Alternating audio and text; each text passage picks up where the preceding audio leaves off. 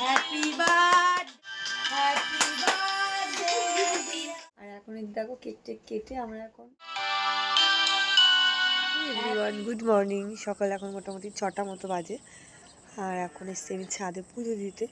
তো দেখো গাছে কত ফুল ফুটেছে, এইখানে একটু জবা ফুলও ফুটেছে। আরও তোমাদের দেখাই, সকাল সকাল গলাটা পুরো বর্ষা। তারপর টগর গাছে কত সাদা সাদা ফুল ফুটেছে। কোনোদিন আরও বেশি ফুটে, আজকে একটু কম ফুটেছে, বাট তাও চল হয়ে যাবে। এটাতে আমাদের সবথেকে বেশি ফুটেছে এই ফুলগুলো। কি ভালো লাগছে দেখতে ফুলগুলো। গুড মর্নিং সবাইকে, হ্যাভ এ নাইস ডে। যদিও দেখো মেঘের অবস্থা প্রচণ্ড বাজে, আজকে বৃষ্টি হবে না রোদ হবে বুঝতে পারছি না, কারণ মেঘলাই ওয়েদার। কিন্তু একটু রোদ বেরোলে আমার মনে হয় একটু ভালো হয়, তাহলে একটু শান্তি পাই। ওই 2-3 দিন যে বৃষ্টি দিয়েছে বাবা মনে হচ্ছে পচে গেছি। যাই হোক, সবাই উঠে পড়ো সকাল সকাল জলদি। এই ব্লগটা কিন্তু বার্থডের আগের দিন ছিল, আর এই ব্লগে তোমাদের দেখাবো আমাদের গাছের কত ফুল, তোমাদের যেমন দেখালাম। তো এখন আমি ফুল পাড়ছি, এবং আজকে মনে কোথাও না কোথাও খুব আনন্দ ছিল, কারণ কালকে আমার বার্থডে। মানে এই একটা ভাবনা চিন্তা না মানুষকে খুব আনন্দিত করে। সকালবেলা এটাই ভাবতে ভাবতে এসে বেশ অনেক মজায় ছিলাম। তারপর অনেক ফুল তুললাম, তারপর অনেক ফুল দিয়ে ঠাকুর ঘরকে খুব সুন্দর করে সাজিয়ে দিলাম। যেহেতু মেঘলা মেঘলার বৃষ্টি বৃষ্টি ওয়েদার ছিল, ফুলগুলো একদম ফ্রেশ তরতাজা ছিল।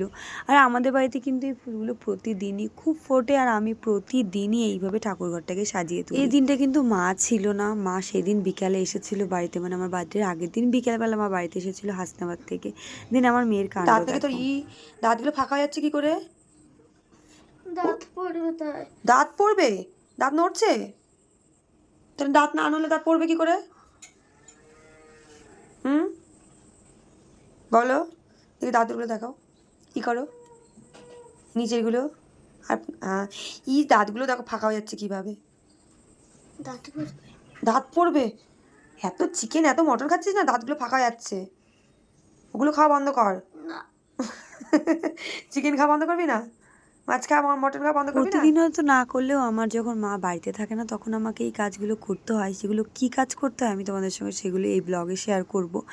আর আগেও আরও অনেক ব্লগ আছে যেগুলো এখন আমি তোমাদের সঙ্গে পোস্ট করে পারিনি, তবে এই ব্লগটা মনে হলো শেয়ার করি, তাই তোমার সঙ্গে শেয়ার করে দিচ্ছি। সঙ্গে সঙ্গে নয়, তাও 2-3 দিন পর। যাই হোক, অনেক কাজে ব্যস্ত ছিলাম, জানোই তো বার্থডে ছিল। তো বার্থডে একটা সেদিন ব্লগ এডিট করতে ইচ্ছা করছিল না। তো তাই যাই হোক, আমি এখন করে তোমাদের সঙ্গে শেয়ার করছি, কিছু মনে করো না, অ্যাডজাস্ট করে নিও।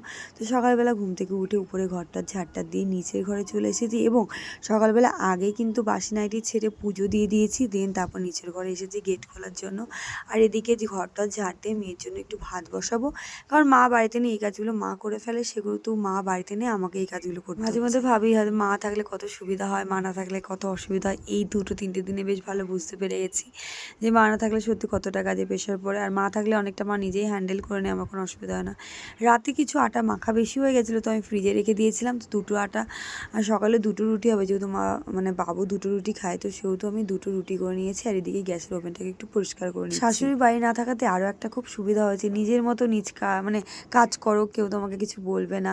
নিজের মতো নিজের কাজ করতে কিন্তু সবারই ভীষণ ভালো লাগে। এবার পাশ থেকে যদি কেউ সবসময় বলে এটা করো না, ওটা করো না, সেটা করো না, সেটাতে একটু বিরক্ত ফিলই হয়, যেমন আমার মাঝে মধ্যে হয়। কিন্তু মা নেই, তবুও আমি এগুলো করে নিচ্ছি, কারণ এখন আমাকে বলার কেউ নেই। মা যখন থাকবে তখন তো এগুলো আমি করতে পারবো না, আমার মাই করে। শ্বশুরবাড়িতে আমার অনেক সমস্যা আছে যেগুলো আমরা তো তুলে ধরতে পারি না বা নিজের মতো করতে পারি না, কিন্তু শাশুড়ি বাড়িতে না থাকলে সেগুলো নিশ্চয়ই নিজের মতো করা সম্ভব হয়, কারণ তখন আর কেউ বারণ করার লোক থাকে না। জানো তো, একটা কথা না শেয়ার করে পারছি না, প্রতিটা মেয়ের খুব স্বপ্ন যে নিজের সংসারটাকে ঠিক নিজের মতো করে গুছিয়ে তুলবে, সেটা নিজের মতো করে, যেখানে কেউ বারণ করতে পারবে না, কেউ বলবে না এটা করো না, ওটা করো না, সেটা করো না। তো আমারও সেম ওরকম, কিন্তু মা যেহেতু বাড়ি থাকে, তো সেহেতু আমি সেই কাজগুলো করে উঠতে পারি না। কিন্তু মা বাড়িতে নেই বলে আমি নিজের মতো নিজে সব কাজটা করতে পারছি, মা থাকলে তখন হতো। সকালবেলা মেয়েকে স্কুল পাঠিয়ে দিলাম, কারণ স্কুলের টেস্ট পরীক্ষা ছিল, তো সেই জন্য স্কুল পাঠিয়ে দিয়ে দিন তারপর চলে এসেছি দুপুরে রান্নাবান্নার দিকে। যেহেতু মা আসবে সেহেতু সকাল সকাল রান্নাবান্না কমপ্লিট করে ফেলছি, কারণ মা আসলে খাবে, কখন আসবে আমি জানি না। কোথাও আজকের দিনটা মনে খুব লাড্ডু ফুটছিল, কারণ কালকে আমার বার্থডে এটা ভেবেই, কিন্তু রাতের বেলা এত সুন্দর সারপ্রাইজ পাবো কখনো রাতে লাইভ করতে করতে হঠাৎ করে লাইভের মাঝখানে রাত 12টায় সারপ্রাইজ পেয়ে গেলাম। হ্যাঁ হ্যাঁ চালাও।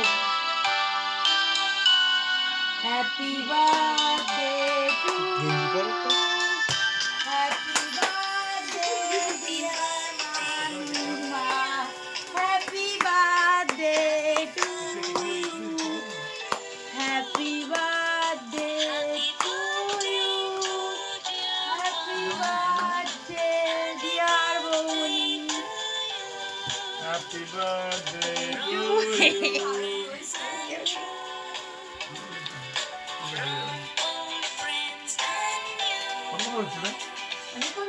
এবার লেবা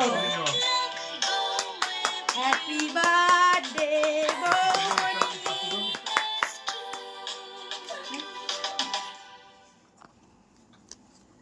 লেখাটা তুলেছে না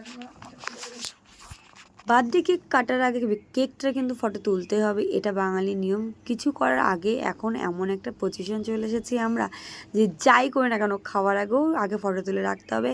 আর কেক বলে কথা, কি সুন্দর বৌমনি নামটা লিখেছে, আমার ভীষণ ভালো লেগেছে। থ্যাঙ্কস টু জিপু আর আমার বর, আমার সানুদা। তো তিনজনকে অনেক ধন্যবাদ এত সুন্দর একটা সুন্দর সারপ্রাইজ দেওয়ার জন্য, সুন্দর রাত গিফট করার জন্য। তো চলো এবার কেকটা কাটিং করি। কাটিংয়ের আগে কিন্তু আমি রাত 12টায় ঠাকুরের কাছে অনেক প্রে করে নিয়েছিলাম যাতে ভগবান আমাকে সুন্দর রাখে, সুস্থ রাখে, অনেক হাসি খুশি আর যেন অনেকটা আশীর্বাদ করে আমাকে। তো চলো এই বৌমনিটা না কেটে আমি কিন্তু কেকটা কাটিং করবো এবার। বুড়ি হয়ে যাচ্ছে।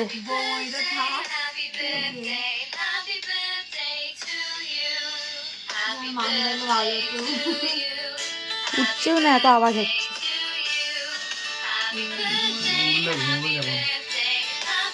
আমার তো আগে না, আমাকে তো খাইয়ে দেবে, এটাকে সেটুকুও পারবে না। আমার হাত লাগবে বডিটাকে তো দেখা যাচ্ছে।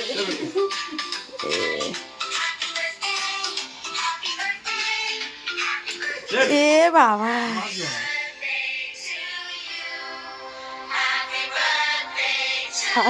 ধরবে।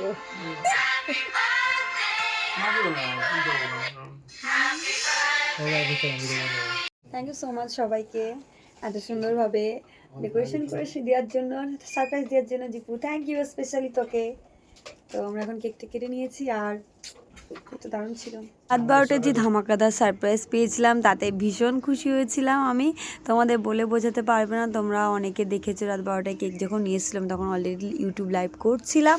তো যাই হোক আমি এতে ভীষণ খুশি হয়েছি। তবে হ্যাঁ এখনো কিন্তু গিফট পাইনি বরের কাছ থেকে। বর বলেছে অবশ্যই গিফট দেবে।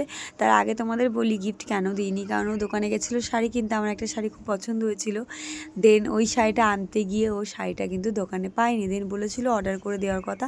তো আমাকে একবার জিজ্ঞাসা করেছিল পরের দিন, এটা আমি জানতে পারলাম ব্যাপারটা। তো সেই জন্য কোনো গিফট নিয়ে আসেনি। বাদবাকি তোমরা কোনো নেগেটিভ কমেন্ট করো না যে দাদা কোনো গিফট দিল না, দাদা অবশ্যই গিফট দেবে বলেছে আমাকে। তোমরা যারা যারা আমাকে উইশ করেছো তোমাদের অনেক ধন্যবাদ। আর এখন দেখো কেকটা কেটে আমরা এখন পুরো মুখে কেক লাগিয়েছে। অসংখ্য ধন্যবাদ তোমাদের সবাইকে, তোমরা এত উইশ করেছো সুন্দরভাবে, তার জন্য। লাইভটা পুরো জমিয়ে দিয়েছিলে, আজকে লাইভটা খুব স্পেশাল হয়েছে। Thank you.